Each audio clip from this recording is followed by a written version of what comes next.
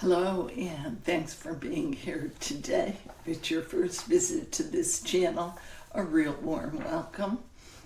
This is a place where I talk about spiritual growth. So today I want to speak to you about how to guard your thoughts. That's an important part of being a spiritual person. I'm going to give you several quotes, and I won't take the time in the video to give you the addresses, but I will put them all in the description box. There may have been a time when you were a child and either your mom or maybe your grandma or maybe one of your teachers said to you, if you can't say something nice, don't say anything at all. That's an old-time piece of wisdom that parents used to pass on to their children.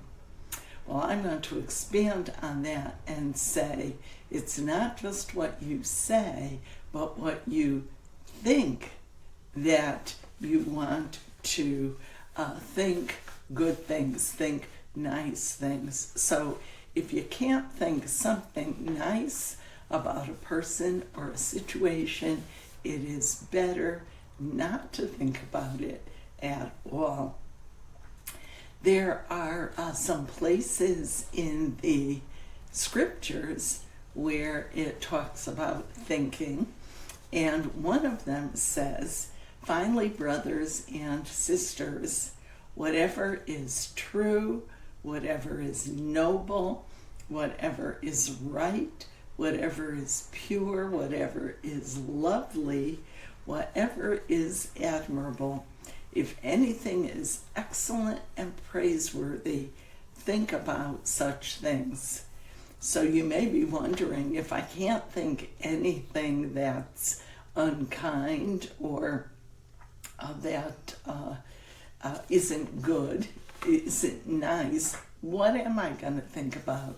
And this gives us a list, things that are true, noble, right, pure, lovely, and admirable, excellent, and praiseworthy. So there are lots of things for us to think about which keep our mind pure and in line with a spiritual lifestyle. There is another scripture that says, as a man thinks in his heart, so is he. And that is because our thoughts lead to our actions. Our thoughts lead to the things that we say. And usually before we do something, we say it. We don't just arbitrarily act in most cases, but we think and we talk about it, and then we act along those same lines. So our thinking determines the kind of person that we are. There's another saying you may have heard that is, be a porter of your mind. And a porter is someone who stands at the door, maybe of an office building or a hotel, and lets in the people who are supposed to enter, but doesn't give access to people who shouldn't be in the building. If you've ever gone into a courtroom, gone through an airport, visited someone in a prison, you'll know in all those places you have to go through metal detectors and other types of scanning to make sure that this is the kind of thing that should get into this particular space. Well, same thing with our mind. There are certain things that we should let into our mind, and we are the porter at the door. We're the monitor looking for the pass. Here's another place from Scripture. It says, we demolish arguments and every pretension that sets itself up against the knowledge of God. And we take captive every thought to make it obedient to Christ. So what are we monitoring at the entrance to our thought life as a spiritual person? It is our thoughts. And if a thought that is inappropriate attempts to enter, an unkind thought, an evil thought, a thought that is pretentious or sets itself up against the knowledge of God, as the scripture said, then we stop that thought. We reject that thought.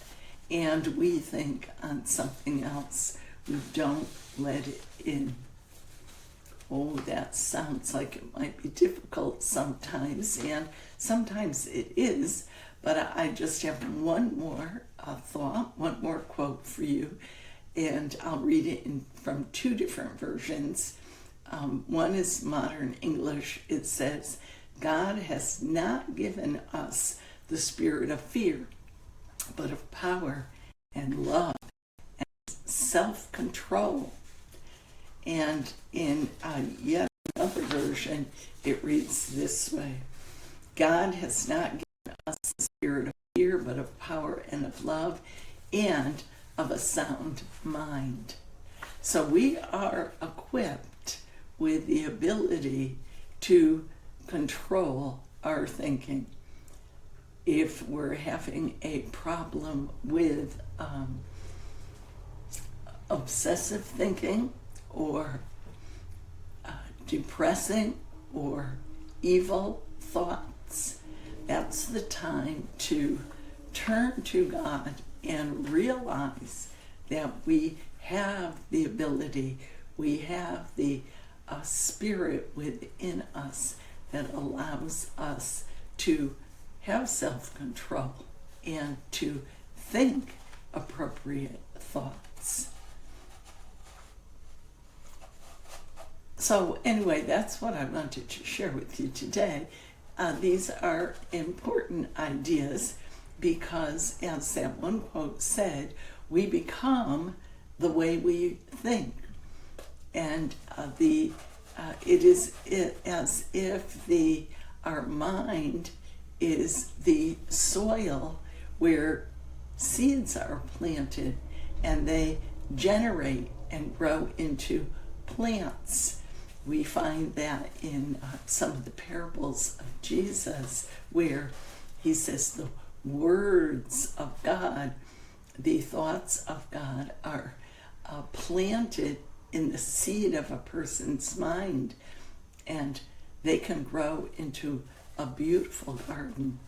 Likewise, inappropriate thoughts, evil thoughts, when we plant those in the soil of our mind and we don't pull them out, we don't reject them, they're like weeds in the garden of our thinking, and they grow up and become plants as well. And that's why we sometimes think of ourselves as a person who is part evil and part good, generating some good thinking and some evil thinking. But we have control over that. And if you'll look at the description box and look up some of these places where we have quotations to help us, write them down, study them, meditate on them. I think it'll be a help to us in becoming the kind of people that we truly want to be. Well, that's it for today. I hope you can join with me again real soon. I'll see you again in the next video.